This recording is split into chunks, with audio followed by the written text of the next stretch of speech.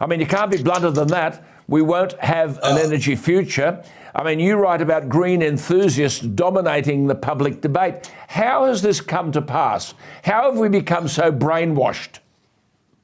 Well, Alan, it's a very good question. There's my coughing again.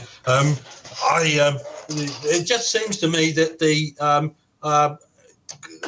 Paul Keating had an excellent phrase for the fringes of his party. He called them Balmain basket weavers and the Maddies. And these people have been allowed to dominate the debate, I suspect, because there's the mainstream are highly reluctant to stand up to these guys,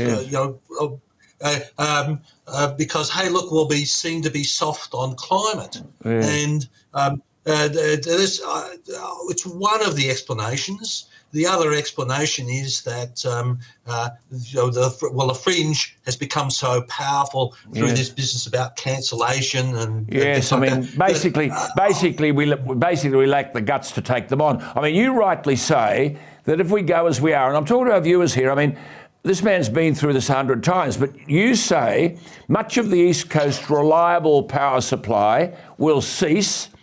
It'll cease operating by the middle of next decade, but.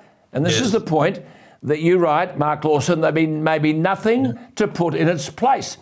So, Mark, it's not a joke question when we say, are we going to wander around in the dark?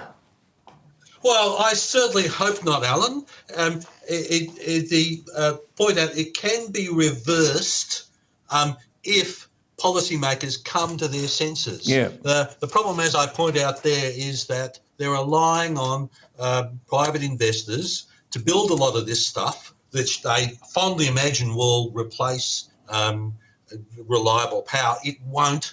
There's ample evidence from overseas that you can't replace the steam coal power plants with wind and solar. It's been tried. It doesn't work. The only result is a real increase in power prices, and they're dragging Australia into this completely renewables grid. Whereas we're an isolated grid, we're an isolated grid where, quite a few thousand miles from any other major grid, and we're really spread out. But where they've tried it in Europe, right? There's lots of quite much larger power grids within spitting distance in Australian terms. That's correct. With one another.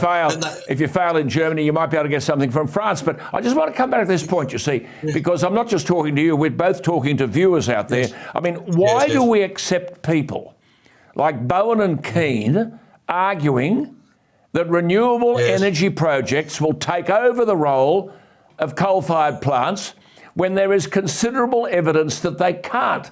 I mean, you just made this point, the same dumb governments are relying on private investors to get stuck into renewable energy, but investment, as you say, has tanked.